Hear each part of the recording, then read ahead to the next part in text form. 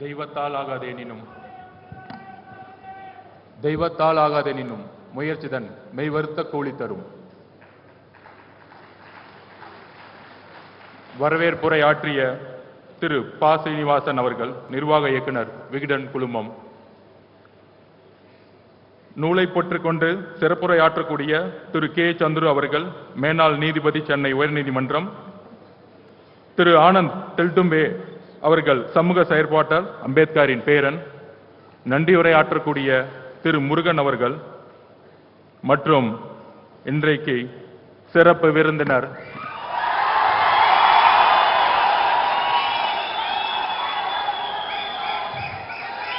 தமிழகத்தின் புதிய கருத்தியல் தலைவராக உருவெடுத்துக் கொண்டு இருக்கின்ற தமிழக வெற்றி கழக தலைவர் திரு விஜய் அவர்களுக்கும் இங்க இருக்கக்கூடிய பத்திரிகை நண்பர்களுக்கும் விடுதலை சிறுத்தைகள் கட்சிகளுடைய தோழர்களுக்கும் தோழிகளுக்கும் தமிழக வெற்றி கழக தலைவர் கட்சியுடன் தொண்டர்களுக்கும் என்னுடைய வணக்கம். நூல் உருவாக்க உரை. நமக்கு ஏன் இத்தனை எதிரிகள் அப்படின்னு பெரியார் சொல்லுவாரு. அதற்கு முக்கிய காரணம் ஆதிக்கம். ஆதிக்கத்தை எதிர்க்கக்கூடியவர்கள் எல்லோருக்கும் எதிரிகள் உருவாகி கொண்டுதான் இருப்பார்கள், விமர்சனங்கள் இருந்து கொண்டுதான் இருக்கும்.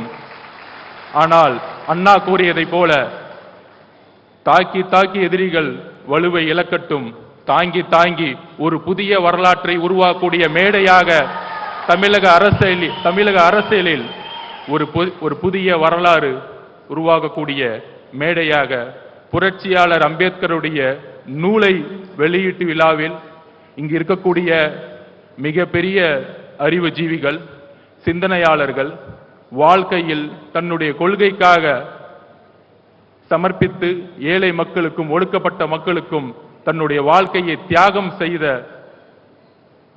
தலைவர்கள் முன் ஒரு பள்ளி மாணவனாக இந்த மேடையில் வாய்ப்பு அமைப்பு கொடுத்த விகடன் குழுமத்திற்கு என்னுடைய பணிவார்ந்த நன்றிகள்.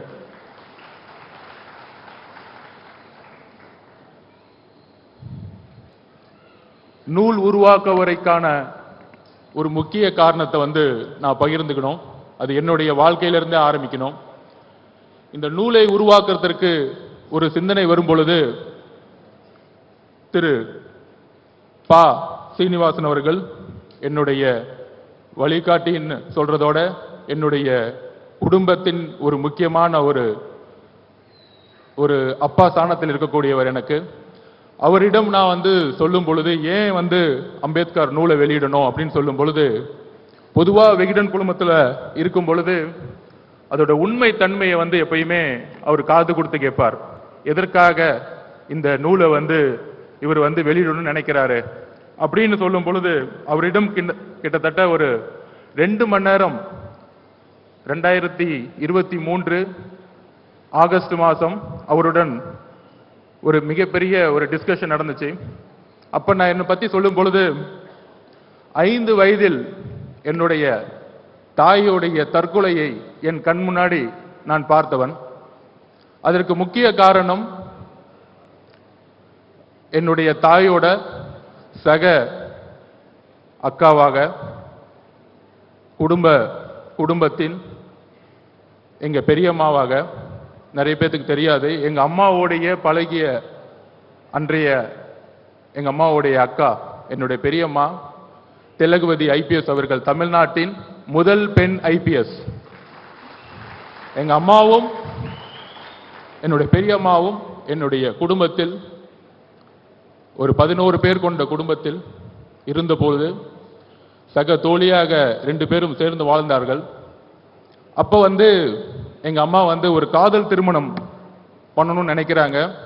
ஆனா அன்றைக்கு இருந்த என்னுடைய பாட்டி, காதல் திருமணம் இருக்கக்கூடாது, கேஸ்ட் ஜாதியின் அடிப்படையில் வெள்ளூர்ல ஒரு விவசாயியிடம் ஒரு ஃபோர்ஸ்ட் மேரேஜ் பண்ணி வச்சாங்க. அந்த ஃபோர்ஸ்ட் மேரேஜ் பண்ணி வைக்கும் பொழுது விவசாயத்தில் ஏற்பட்ட ஒரு வறட்சி, அந்த வறட்சியின் மூலமாக ஏற்பட்ட டொமஸ்டிக் வயலேஷன்ஸ், அந்த அந்த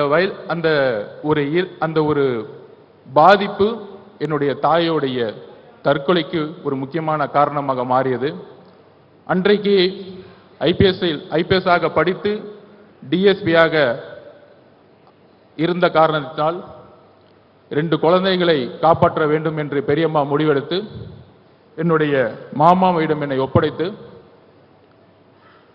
ஸ்போர்ட்ஸ் என்கின்ற ஒரு ஹாஸ்டலில் என்னுடைய பயணத்தை ஆரம்பித்து, ஸ்போர்ட்ஸ் மூலமாக ஒரு ஸ்காலர்ஷிப் கிடைக்கும் பொழுது மெட்ராஸ் கிறிஸ்டியன் காலேஜில் நான் பொலிட்டிக்கல் சயின்ஸ் மாணவனாக மாறும் பொழுது எப்பயுமே என்னுடைய பெரியம்மா எனக்கு ஒரு ஒரு ஒரு அஸ்பிரேஷனாக இருப்பாங்க. அவங்க ஃபர்ஸ்ட் சாகித்ய அகாடமி விருது வாங்கினவங்க, எழுத்தாளர் மட்டுமல்ல, அந்த காலத்திலேயே காக்கி சட்டை போட வேண்டிய ஒரு ஆண் தயங்கும் போது கூட முதல் பெண் ஐபிஎஸ் ஆக அவர்கள் இந்த சமூகத்தில் போராடி ஒரு டிஜிபியாக உயர்ந்த வரலாற்றை என் கண்ணு முன்னாடியே நான் பார்த்திருக்கேன். எப்பயுமே நூலகம் இருக்கும். அந்த என்னுடைய தாயோட இழப்பு, என்னுடைய தனிமை நூலகங்களை நோக்கி சென்றது. என்னுடைய பெரியம்மாவை நோக்கிய ஒரு உணர்வை நோக்கி அவர்களை பார்த்து அந்த நூலகத்திலிருந்து நான் படிக்க ஆரம்பித்தேன். அப்ப என்னுடைய பேராசிரியரை நான் நினைவு கூறுகிறேன். என்னுடைய ப்ரொஃபசர், என்னுடைய சிந்தனை சிறு வயதில் எப்பயுமே ஒரு ரெஸ்ட்லெஸ்ஸாக இருக்கும். சின்ன வயசுல பார்த்தோன்னா ஒரு மாவோயிஸ்ட் ஆகணும், நக்சலைட் ஆகணும் அப்படின்னு நான் என்னுடைய பேராசிரியர்கிட்ட பேசிட்டு இருக்கும் பொழுது அப்ப என்னுடைய பேராசிரியர் சொல்லுவாரு, சமூகத்தில் உள்ள சிஸ்டத்தை மாற்றணும்னா திரு அலெக்சாண்டர் மந்திரமூர்த்தியை அவர்களை நினைவு கூறுகிற என்னுடைய பேராசிரியர் மெட்ராஸ் கிறிஸ்டியன் காலேஜில். அப்போ அவர் சொல்லுவார், இங்க இருக்க சிஸ்டத்தை மாற்றணும்னா ஒரு கோபம் தேர்தல் அரசியல்ல இருக்க சிஸ்டத்தை நீ பழகணும். சர்வேனா என்ன, ஸ்ட்ராட்டஜினா என்ன, பிளானிங்னா என்ன அப்படிங்கிற ஒரு தரவுகளை எப்படி பகுப்பாயுங்கிற ஒரு விஷயத்தை எங்களுக்கு உருவாக்கி கொடுத்தார். அன்றையிலிருந்து 2 ஆராய்ச்சிகளை மேற்கொண்டேன். ஒன்று திரு பெரியார் அவர்களுடைய கொள்கை, இன்னொன்று புரட்சியாளர் அம்பேத்கர் அவர்களுடைய கொள்கை. இந்த 2 கொள்கைகளும் படிக்கும் பொழுது பெரியார் அவர்களுடைய கொள்கையை 15 வருடங்களுக்கு மேற்பட்டு அண்ணா உள்வாங்கி அதை தேர்தல் அரசியலில் உள்வாங்கி தமிழகம் ஏன் தனித்து விளங்குதுன்னா, இந்தியாவே பார்த்து ஒரு காங்கிரஸை, நேரு அவர்களை அன்றைக்கு பார்த்து ஒரு பயந்த ஒரு காங்கிரஸை தமிழகத்தில் முதல் முறையாக ஒரு மாநில கட்சி வெற்றி பெற்றது தேர்தல் அரசியல் மூலமாக, அவருடைய தேர்தல் அரசியலுடைய ஆராய்ச்சியின் மூலமாக. அங்கிருந்து இன்னொரு பகுப்பாய்வு, புரட்சியாளர் அம்பேத்கர் அவர்கள் மிகப்பெரிய அறிவு சிற்பி என்பதை கூறுவதை விட இந்திய வரலாற்றில் 2 தலைவர்களுக்கு முக்கிய பங்கு உண்டு. மத பெரும்பான்மைவாதத்தை எதிர்த்த செக்குலரிசம் பாலிசியை உருவாக்கிய திரு அண்ணல் காந்தி அவர்கள் சுதந்திரத்திற்கு பிறகு மத பெரும்பான்மைவாதம் மட்டும் முக்கியமல்ல, மத பெரும்பான்மையோடு சேர்ந்த ஜாதி ஆதிக்கமும் தான் முக்கியம் என்பதை உணர்ந்து அரசியல் அமைப்பை உருவாக்கி எல்லோரும் சமங்கின்ற கருத்தை உருவாக்கியவர் புரட்சியாளர் அம்பேத்கர் அவர்கள். ஆனால் அவருடைய இறப்பதற்கு முன்பும் இறந்த தருவாயிலும் மிகவும் ஒரு கடினமான, ஒரு சோகமான, ஒரு தோல்வியடைந்த நிலையில் அவருடைய இறப்பு இருந்தது. அப்படி ஒரு ஆராய்ச்சியில் நான் பகுப்பாய்வு செய்யும் பொழுது அம்பேத்கர் அவர்கள் தேர்தல் அரசியலில் தன்னை முழுமையாக ஈடுபடுத்திக் கொண்டது கிடையாது. 1952-53 எலெக்ஷன்களில் அவர் தோல்வியுற்றார், தோற்கடிக்கப்பட்டார். ஒருவேளை அண்ணல் அம்பேத்கர் அவர்களுக்கு 50 MP 100 MP இருந்திருந்தால் அவர் நினைத்த முழுமையான இந்திய அரசியல் சாசனத்தை உருவாக்கியிருக்க முடியும் என்கின்ற ஆராய்ச்சி என்னுடைய 15 வயதில் உருவாகியது. அந்த ஆராய்ச்சி தான் இன்றைக்கு மேடையில் நான் நிற்க காரணம். அதோடு சேர்ந்து 3 யுத்தங்கள் 2016 2019-21 தேர்தலில் மத பெரும்பான்மைவாதருக்கு எதிராக தேர்தல்களில் பங்கெடுத்துவிட்டு இந்த மேடையில் நாம் புரட்சியாளர் அம்பேத்கருடைய புத்தகத்தை வெளியிட அம்பேத்கருடைய கனவு, அந்த அம்பேத்கருடைய கனவை தமிழகத்தில் நிறைவேற்றிய எழுச்சி தமிழர் அண்ணன் திருமாவர்களுடைய கனவு எப்பொழுதும் கூடுவார். மேடையில் அவர் இல்லை, ஆனால் அவருடைய மனசாட்சி இங்குதான் இருக்கிறது என்பது எனக்கு தெரியும். கால சூழ்நிலைகள் தலித் மக்களுடைய விலங்குகளை உடைக்கும். அதற்கான நேரம் கூடிய விரைவில் வரும். சுய சிந்தனை கொண்டவர்கள் தான் மனிதர்கள். ஆம், நாமும் மனிதர்கள். மன்னர் பரம்பரையை உருவாக்க தமிழகம் இனி ஒருபொழுதும் இடம் தராது. மன்னராட்சி ஒழிக்கப்பட்டது. மன்னர் பரம்பரையை ஒழிப்பதற்கு இன்றைக்கு புரட்சியாளர் அம்பேத்கருடைய சிந்தனைகள் நமக்கு தேவைப்படுகிறது. அந்த பகுப்பாய்வுடன் திருமா அண்ணாவுடைய கனவு என்ன? தலித் மட்டுமே பேசிக் கொண்டிருந்த தலைவர் அம்பேத்கர் அவர்களை இன்றைக்கு தலித் அல்லாத ஒரு விஜய் அவர்கள், சகோதரர் விஜய் அவர்கள் வெளியிடுவது என்பது புரட்சியாளர் அம்பேத்கர் அவர்களுடைய அண்ணன் திருமா அவர்களுடைய கனவு இன்று விகடன் மூலம் நிறைவேற்றப்பட்டிருக்கிறது.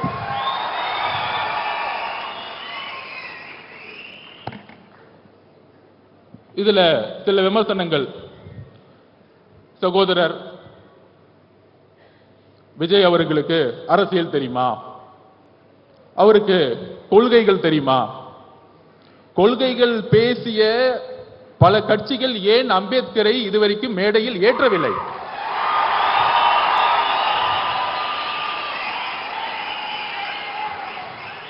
இன்றைக்கு இந்த புத்தக விழாவின் வெற்றி திரு நிர்வாக இயக்குனர் திரு சீனிவாசன் அவர்களுடைய வெற்றி, இன்றைக்கு விகடனுடைய வெற்றி.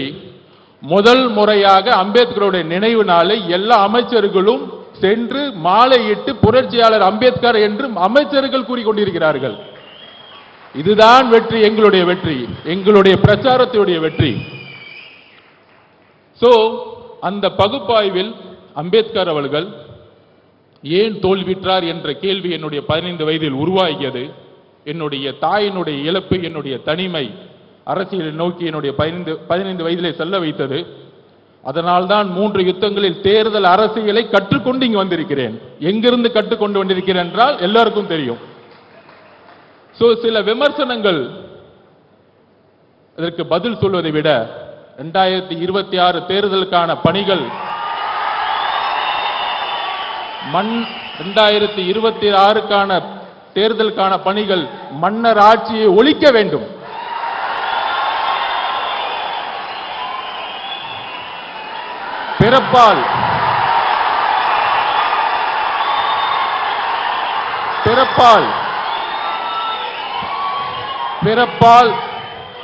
பிறப்பால் அனைவரும் சமம் என்கின்ற கருத்தியலை அம்பேத்கர் உருவாக்கியதை போல இங்க பிறப்பால் ஒரு முதலமைச்சர் உருவாக்கப்படக்கூடாது.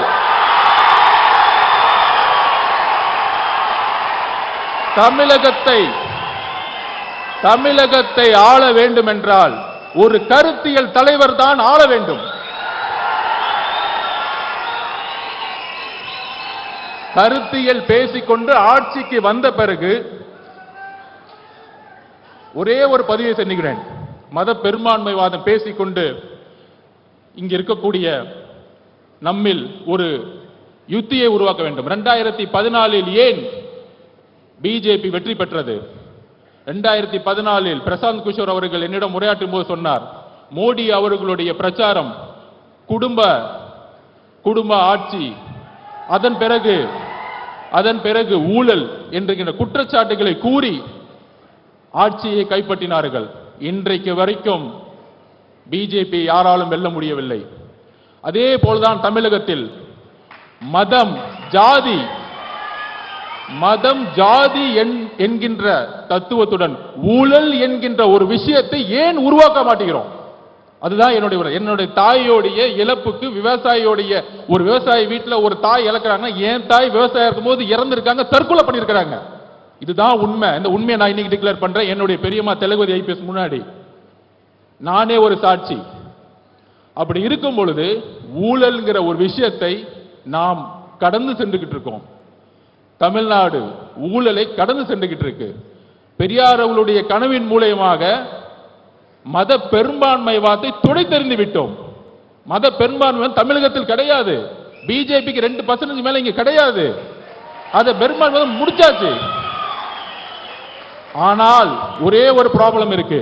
இன்றைக்கு ஹரியானாவிலும் மகாராஷ்டிராவிலும் ஜெயிச்சதுக்கான காரணம் ராமர் கோயிலை கையில் எடுத்தார்கள். இன்னைக்கு ராமர் கோயில் இன்றைக்கு கரெக்டா வந்து இந்த எலெக்ஷன்ல அகிலேஷ் யாதவால் அது நிலைநாட்ட முடியல. அகிலேஷ் யாதவ் வெற்றி பெற்று விட்டார். ஒரு தலித்தை பொது தொகுதியில் நிறுத்தி வெற்றி பெற வைத்து ராமர் கோயில் என்ற ஒரு தத்துவத்தை உடைத்து விட்டார்.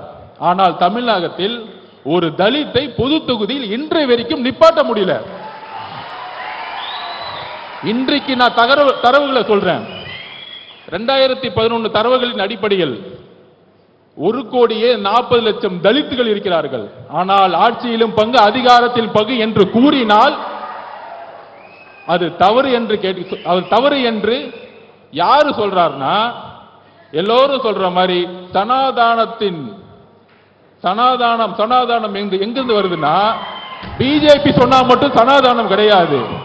ஒரு சாதாரண மனிதன் ஒரு முதலமைச்சரா வரணும், ஒரு தலித் ஒரு முதலமைச்சரா வரணும்னு சொல்லும் பொழுது அதில் முதல் குரலாக ஒலித்த குரல் திரு விஜய் அவர்களுடைய குரல். ஆட்சியிலும் பங்கு அதிகாரத்தில் பங்கு ஏன் சொல்லக்கூடாது? அது ஏன் ஒளிச்சு வைக்கணும்? அதுக்கு ஸ்ட்ராட்டஜிலாம் தேவையில்லை. இனிமேட்டு அரசியல ஒளிச்சு வச்சு பண்ண வேணாம். எடுத்த உடனே ஸ்ட்ரைட்டா நெஞ்சுக்கு நேரா பேசுவோம். முதுகு பின்னாடி பேசலாம் தேவையில்லை. எதுக்கு பயம்? எதுக்குமே பயப்பட வேண்டாம். அந்த அளவுக்கு, அதாவது சினிமா துறையில் இன்றைக்கு அவரை சுத்தி 2000 கோடி ரூபாய் ஒரு தொழில் இருக்கு. அதை விடுறதுக்கு ஒரு மனசு வேணும். ஆனால் இங்கே ஒரு சினிமா துறையில் ஒரு தொழில் நிறுவனத்தை நடத்தி ஒட்டுமொத்த சினிமா துறையையும் அரசியல் மூலமாக லாபம் செய்து கொண்டிருக்கிறார்கள். ஆனால் இன்றைக்கு வரைக்கும் அது குரல் இல்லை. இந்த குரல் எங்கிருந்து வர வேண்டும்? ஏன் சினிமா துறை ஒரு நிறுவனத்தின் மூலம் கட்டுப்படுத்தப்பட்டிருக்கிறது? 4000 கோடி ரூபாய் இண்டஸ்ட்ரி ஒரு நிறுவனம் எப்படி கட்டுப்படுத்தப்பட்டிருக்கிறது? ஒவ்வொரு வாரமும் வரக்கூடிய சினிமா ஒரே நிறுவனத்தால் மட்டும் எப்படி கட்டுப்படுத்தப்பட்டிருக்கிறது? இதை மக்கள் முன் எடுத்து கூற வேண்டும். திரு விஜய் அவர்களுக்கு, சகோதரர் விஜய் அவர்களுக்கு ஒரே ஒரு கோரிக்கை, ஊழலை, தமிழகத்தின் ஊழலை எடுத்து பேசுங்கள். மதவாதத்தை எடுத்து பேசுங்கள். கொள்கைகளை பேசிக்கொண்டு ஆட்சிக்கு வந்து ஊழல் செய்யக்கூடிய 2 விஷயத்தை நான் பதிவு பண்றேன். சாமியார்கள், போலி சாமியார்கள். காஞ்சி மகா பெரியவர் நல்லவர், ஆனால் போலி சாமியார்கள் இங்க அதிகமா இருக்கிறாங்க. சாமியார்கள் நல்ல சாமியார்கள், அதை பத்தி நான் கவலைப்படல. அதே மாதிரி திராவிடம் நல்லது. திராவிடம் என்றால் ஒண்ணுதான். நிறைய அறிவிச்சுகள் நிறைய பேசுவாங்க, நானும் நிறைய படிச்சுட்டேன்.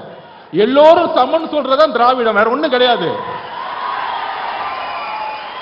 தமிழ் தேசியம்னா விடுதலை, தமிழ் தேசியம்னா விடுதலை புலிகள் பிரபாகரன் சொன்ன எல்லோரும் சமம், அவ்வளவுதான். அவரும் தான் சொன்னாரு. விடுதலை புலிகள் பிரபாகரன் அவர்கள் எப்பையும் ஜாதி மதத்தை பார்த்தது, மொழியை பார்த்ததில்லை. சோ அப்ப ஒரே ஒரு விஷயம் இருக்கு. இங்கு ஜாதியின் அடிப்படையில் உருவாகக்கூடிய தேர்தல் அரசியல், அதுதான் பிரச்சனை. நான் தலைவர் திருமாவளவனோட தேர்தல் பிரச்சாரத்துக்கு போயிட்டு இருக்கும்போது அங்க இருக்கக்கூடியவர்கள் வெறும் தலித் ஏரியாக்கு மட்டுமே அவர் கூட்டிட்டு போயிட்டு இருந்தார். அப்ப தேர்தல் அரசியல் எந்த அளவுக்கு தமிழகத்தில் மோசமாக இருந்து கொண்டிருக்கிறது.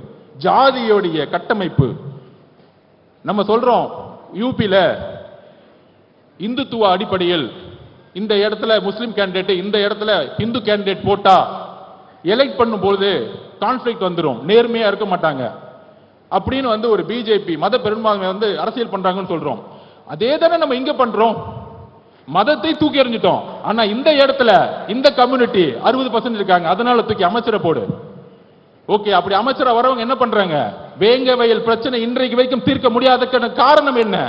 காவல்துறை காரணம் அல்ல, காவல்துறை காரணம் அல்ல. ஒரு கான்ஸ்டபிளால் அதை பண்ண முடியும், ஒரு கான்ஸ்டபிள் 24 கண்டுபிடிக்க முடியும். மலம் கலந்த தண்ணீர், அம்பேத்கர் அவர்கள் தண்ணீர் போராட்டத்திற்காக எப்பொழுது பிரச்சனை கையில் எடுத்தாரோ அதே மாதிரி இன்றும் 50 வருடங்கள் 75 வருடங்கள் இந்த பிரச்சனை போயிட்டு இருக்கு.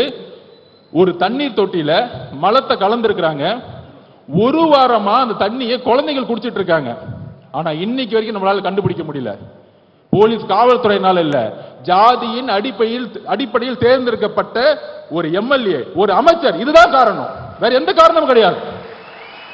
பாதிக்கப்பட்ட மக்கள் சார்பா நான் பேசுறேன். 1,40,00,000 பேர் தலித் மக்கள் இருக்காங்க, அதுல ஆதி திராவிட மக்கள் 92,00,000 பேர் இருக்காங்க. ஆனா அவங்களுக்கு ஆட்சியிலும் பங்கு அதிகாரம் பங்கு கொடுன்னு கேட்டா தப்புன்னு சொல்றாங்க. 25% தான் இருக்கு உங்களுக்கு. 25% வச்சுக்கிட்டு எப்படி நீங்க ஒரு பெரிய கட்சி சொல்ல முடியும்? தமிழ்நாட்டில் கூட்டணி ஆட்சியை உருவாக்க வேண்டும் தமிழகத்தில், அதில் தலித் மக்கள் பெரும்ப வேண்டும். சமூக நீதியை உருவாக்கிட்டோம், சமூக நீதி 69% உருவாக்கிட்டோம். எல்லாருக்கும் வேலை கிடைச்சிருச்சு, டாக்டர் ஆயிட்டாங்க, இன்ஜினியர் ஆயிட்டு இருக்காங்க, எல்லாம் ஓகே. ஆனா அரசியல்ல அதிகாரத்துக்கு வரணும், விடவே மாட்டாங்க. மன்னராட்சி, மன்னராட்சி தான் இங்க இருக்கு. மன்னராட்சியை கொஸ்டின் கேட்டா உடனே சொல்லிடுவாங்க, நீ சங்கி, நீ சங்கின்னு சொல்லு, இல்ல அர்பன் நக்சலைட் சொல்லு, இல்ல மாவோன்னு சொல்லு, அதை பத்தி எங்களுக்கு எந்த கவலையும் இல்லை. தமிழக மக்கள் புதிய அரசியலை உருவாக்க முடிவெடுத்து விட்டார்கள். திரு சகோதரர் விஜய் அவர்களுக்கோ அண்ணன் திருமா அவர்களுக்கோ அனைத்து கட்சிக்கோ ஒரு புதிய அரசியலை, இளைஞருக்கான அரசியலை உருவாக்குவோம். புரட்சியாளர் அம்பேத்கர் ஒரே ஒரு கனவு தான் சொன்னார், நீங்க எதுக்கு வேணா போராடுங்க. தலித் மக்களை பார்த்து ஒன்னே சொன்னாங்க, அதிகாரத்தை நோக்கி போராடுங்கள், அதிகாரத்தை உருவாக்குங்கள். அதிகாரம் தான் நம்மளுடைய சமத்துவ மின்மையை தூக்கி எறியும். என்னுடைய தாய் இறப்புக்கு ஒரு காரணம் ஜாதி, அந்த ஜாதியை தூக்கி எறியதுக்கு தான் தலைவர் திருமாவளவன் கூட போய் சேர்ந்தேன். எல்லாரும் சொல்லுவாங்க, என் கம்யூனிஸ்ட் சர்டிபிகேட்டை பார்த்துட்டாங்க, இவரு அவருன்னு. எனக்கே என் ஜாதியை தெரியாது. ஏன்னா நான் ஒரு விளையாட்டு வீரன், தமிழக விளையாட்டு ஆணையத்தில் படிச்சு இந்தியாவோட பிரசிடண்டா நின்றுட்டு இருக்கேன். இன்னைக்கு இந்தியாவோட பிரசிடண்டா நின்றுட்டு இருக்கேன். சோ என்னுடைய ஒரே வேண்டுகோள், ஜாதியை தீண்டாமை ஒழிப்பது முக்கியம் அல்ல, ஜாதியை அழித்தல் முக்கியம், ஜாதியை அழித்தல் முக்கியம். தலித் மக்களுடைய பிரச்சனை தலித் மட்டும் பேசக்கூடாது. சகோதரர் விஜய் அவர்கள் வேங்க வயலுடைய கிராமத்திற்கு செல்ல வேண்டும், அந்த மக்களுடன் உரையாட வேண்டும். நீங்க ஃபீல்டுக்கு வாங்க, மேலவளவு முருகேசன் அவர்களுடைய ஒரே நாள் 7 பேர் வெட்டப்பட்டிருக்காங்க, அந்த வில்லேஜுக்கு வாங்க. உங்களுடைய பிரபலம், உங்களுடைய ஒரு வார்த்தை தமிழகத்தில் இன்றைக்கு எப்படி எல்லா அமைச்சர்களும் இந்த ஒரு புக் ரிலீஸுக்காக எல்லா அமைச்சர்களும் இன்னைக்கு ஏறி மேடையில ஏறி அம்பேத்கருக்கு மாலை போட்டு புரட்சியாளர் அம்பேத்கர் சொன்னாங்க பாருங்க, இதுதான் உங்களுடைய வெற்றி. இதுக்கு தான் இந்த மேடையை உருவாக்கணும், இந்த மேடையை அதற்கு தான் உருவாக்கினோம். புத்தக விழாவில் அரசியல், அம்பேத்கர்னாலே அரசியல் தான். அனைவருக்குமான தலைவர் சொன்னாலே இங்க நிறைய பேருக்கு பிடிக்காது. திரு பெரியார் அவர்களும் அம்பேத்கருடைய கொள்கையிலும் இணைந்து இனிமேல் பயணிக்க வேண்டியணும், இணைந்து பயணிக்கணும். அப்படி இணைந்து பயணிச்சாதான் தமிழகத்தில் புது மாற்றங்கள் வேணும், புது மாற்றங்கள் உருவாகும். ஓடப்பனாயிருக்கும் ஏழையப்பன் உதயப்பன் ஆகிவிட்டால் ஓர் நொடிக்குள் ஓடப்பன் உயரப்பன் எல்லாம் நிலை மாறி ஒப்பப்பர் ஆகிவிடுவார். புரட்சியாளர் பாரதிதாசன் கூறியதை போல ஏழைகள் ஒன்று சேர்ந்தால் உங்களை தூக்கி எறியக்கூடிய காலம் உருவாகும். புதிய அரசியலை நோக்கி நாம் செல்லுவோம். நன்றி, வணக்கம்.